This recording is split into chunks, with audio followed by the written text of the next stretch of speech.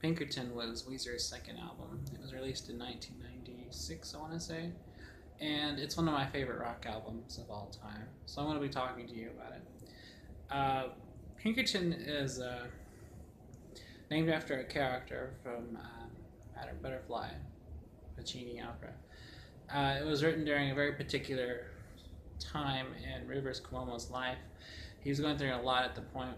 He was very depressed. There was several issues going on in his life, and the album is very personal and reflects these things that he was dealing with. Um, and in the song's lyrics, you can definitely tell that he was struggling with his relationship with women, with finding true love, the relationship of love and sex, his dissatisfaction with the rock and roll lifestyle, the loneliness and personal depression he was feeling at the time, his relationship with people around him, especially women, and how he was very insecure around them. And all of these things are reflected in the album's lyrics.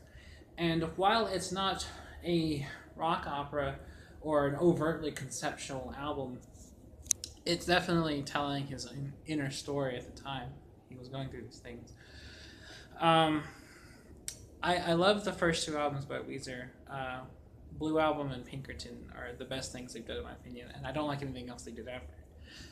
Those two albums to me are Rivers at its most expressive, creative, and most original. Them as a band were at the tightest of their performances. They were the most passionate in their performances, and I feel like he was actually writing to express himself and say something at that point, as opposed to later when he wrote just simply to write catchy rock songs. Why do I love Pinkerton?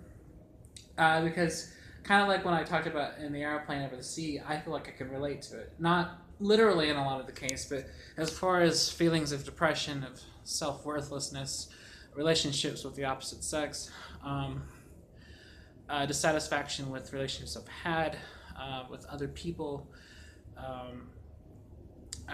feelings of inadequacy in a lot of areas, as well as the desire to create something and turn all this inner pain and self-anger into something creative and expressive and saying something. I could definitely agree with it or relate to it on that level. The songs themselves are great. Not just some of the best rock music from the 90s, but just some of the best rock music, period. Oh man, the riffs are great, melodies are fantastic, and each song musically fits lyrically what's going on perfectly. And the music itself, while not seeming so obviously on a literal level, seems to definitely go where the lyrics go. And you can tell a lot of time and effort was put into the arrangements of the tracks. I can't even pick out highlight tracks, because to me the whole album from beginning to end is utterly a masterpiece. Definitely one of the best alternative rock albums in my opinion, and it definitely holds up with anything the Pillows or Smashing Pumpkins, Noodles, any of the best alternative bands have ever put out. This to me is it's on the top level of anything alternative. This to me is on the level of Siamese Dream. It's on the level of any album by the Pillows. It's on the level of Dirty by Sonic Youth. This to me is alt rock at its finest.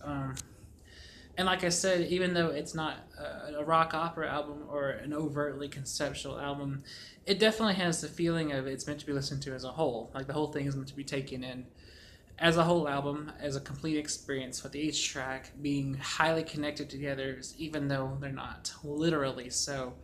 Though in one case, one track on the album actually does crossfade into the next, so that one definitely does give the album an even more sense of connectedness. My God, what more to talk about? God, it's great. The lyrics alone are fantastic. Rivers Cuomo writing straight from the heart. A great track on the album is called Across the Sea, and definitely documents a real experience he had of receiving a letter from this girl in Japan who heard his music and wanted to know everything about him. And that song documents just kind of the broken, desperate, and depressed state of mind he had at that point, of how he wished he could have been with this girl, how he could have met her, but, cursing himself for being across an ocean from her.